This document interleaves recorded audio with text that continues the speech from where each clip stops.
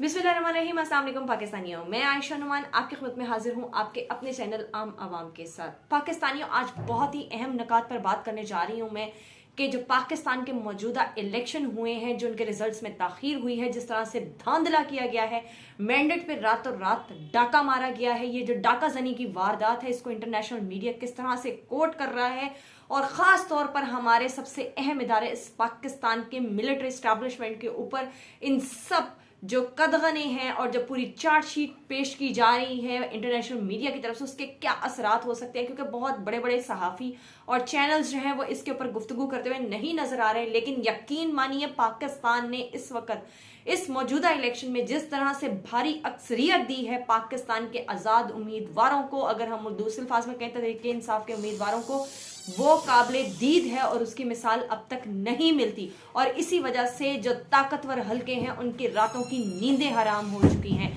तो मैं बार जो पॉइंट्स हैं उनको वन बाय वन डिस्कस करती हूँ। आज जनाब पाकिस्तान तहरीक इंसाफ की क़यादत ने अमेरिका से जो है वो डू मोर का मुतालबा कर दिया है। जी हाँ, आप हमेशा से सुनते आए हैं कि पाकिस्तान को हमेशा इस जुमले का सामना करना पड़ा और हमेशा अमेरिका ने जो है वो एक फरमाइश की डू मोर के मुतालबे के साथ। लेकिन आज पहली दफा ऐसा हुआ है कि साम्राज्य के ने जो है वो घुटने टेके हैं और जिस तरह से तहरीक इंसाफ ने अददी अक्सरियत हासिल की है इस मौजूदा इलेक्शन में, उसकी वजह से जो आलमी ताकतें हैं, आलमी कुव्वतें हैं, वो भी जनाब सर जोड़कर बैठ चुकी हैं। अभी कुछ दिन पहले जो मैथ्यू मिलर साहब वजीर खारजा हैं अमेरिका के, उनका जिस तरह से बयानात आए, मैं उनके ऊपर जरा थोड़ा सा रोशनी डालना चाहूंगी कि उन्होंने ऐसे क्या बयानात दिए थे जिसके बाद जो है पाकिस्तान तहरीक इंसाफ ने एक बयान दिया है आज और उन्होंने साफ बरमला कहा है, नो मोर कॉस्मेटिक स्टेटमेंट्स। ठीक है, अगर आपको करना है तो आप अपनी गैर जानिबदारी साबित करिए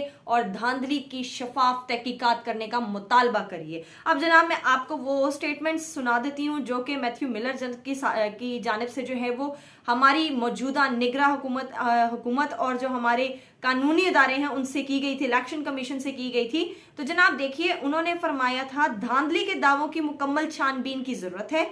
अमरीका ने अवामी और निजी तौर पर तहफ़्फ़ुज़ात का इजहार किया है। इस हुकूमत के साथ मिलकर काम करेंगे जिसे पाकिस्तान की अवाम ने मुंतखब किया है। जोर देते हैं कि कानून और आइन की हुक्मरानी का एहतराम किया जाए। वाज़ेह तौर पर, इस जुमले पर गौर करिएगा, वाज़ेह तौर पर यह एक मुसाबकती इलेक्शन था। लोगों ने पसंद के मुताबिक वोट दिया।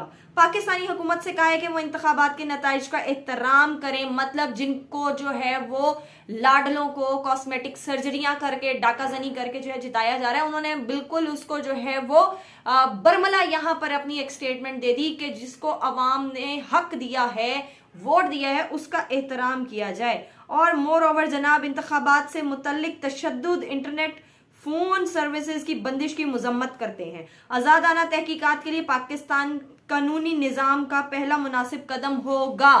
आजादाना तहकीकात का मुतालबा किया है और ये उस दिन से किया जा रहा है जिस दिन से पाकिस्तान में इलेक्शन हुआ है। कभी अल जजीरा की धड़ाधड़ रिपोर्ट्स आ रही हैं और जिन जिन आलमी इदारों की तरफ से, जरीदों की तरफ से और जो उनके इदारे हैं, मुख्तलिफ न्यूज चैनल्स हैं, उनकी तरफ से जो आ रही हैं, मैं आपको उनके नाम गिनवाती हूँ जी। ब्लूमबर्ग है, स्काई न्यूज है। स्काई न्यूज ने तो छापा था जनाब, आउस्टेड बट नॉट डिफीटेड, और साथ में उन्होंने इमरान खान की तस्वीर दिखाई थी कि देखिए ये है वो बंदा जिसको निकाल तो दिया गया मगर उसको शिकस्त नहीं दे पाए।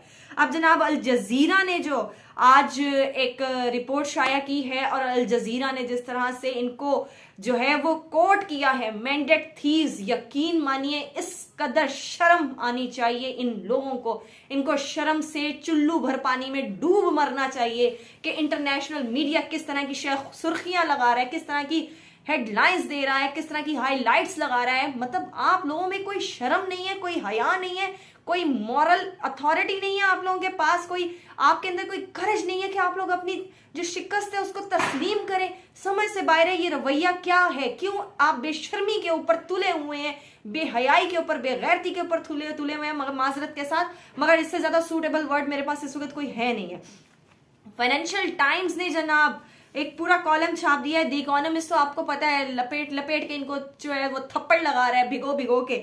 और जनाब ट्रिब्यून ने जो छापा है new wine in old bottles, means पन्नी शन्नी चढ़ा के जो है ना वो आपका आउटलुक तो चेंज कर दिया, अंदर ब्रांड वो सेम ही है, वही घटिया PDM 1 ब्रांड जो है वो आपको दोबारा बेचने की कोशिश की जा रही है।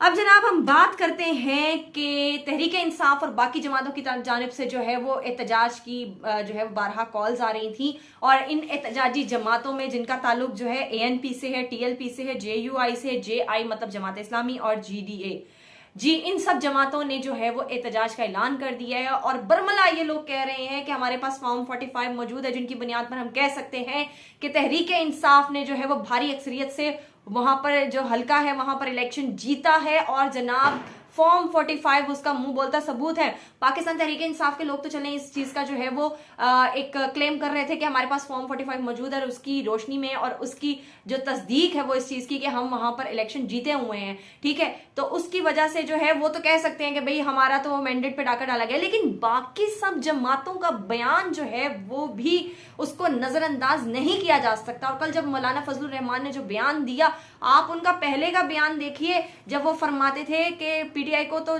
सिरे से होना ही नहीं चाहिए था। अब वो जनाब कह रहे हैं कि हमारा कोई क्या कहते हैं ऐसा कोई वो तो नहीं है, इख्तलाफ तो नहीं है, जहनी इख्तलाफ है, हमारा नजरियाती इख्तलाफ है, उसके ऊपर बात हो सकती है।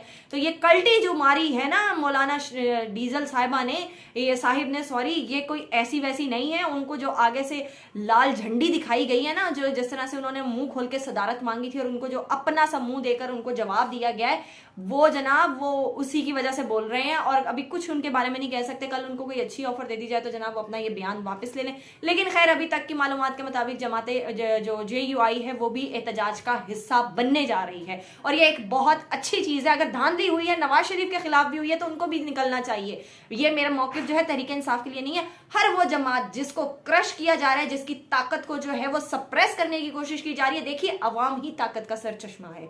अवाम जिसके साथ है किंग वही है। और इस वक्त अवाम ने जिसको चुना है पूरे तदब्बुर के साथ, तहम्मुल के साथ और बुर्दबारी के साथ, ताकतवर हलकों को चाहिए, एस्टैब्लिशमेंट को चाहिए कि उनको मनोवन जो है वो तस्लीम करें और जग हसाई जो है उससे जो है वो उसका मौका नहीं देने दें। क्योंकि देखिए जो हमारे आर्मी के एक्स ऑफिसर्स हैं, ये हमारी रिपब्लिक कौन सा मैगजीन है, सॉरी मैं आपको ये बताती हूँ, ये है रिपब्लिक पाकिस्तान। रिपब्लिक पाकिस्तान में भी आज जो है ये छापा गया है, ये सुर्खी छापी गई है कि society of the x officers of armed forces call for the resignation of the army cheap and DGISI। That's really too much. You have to ponder on it, you have to think about it. You are now. अब आपको ये बहुत अच्छे से फैसला करना पड़ेगा, आप मुल्क को किस सिमत लेकर जा रहे हैं। फर्दे वाहिद की ख्वाहिश पर जो है तमाम कवानीन, तमाम जो नजरियात हैं, तमाम जो चीजें हैं उनको नहीं बदला जा सकता।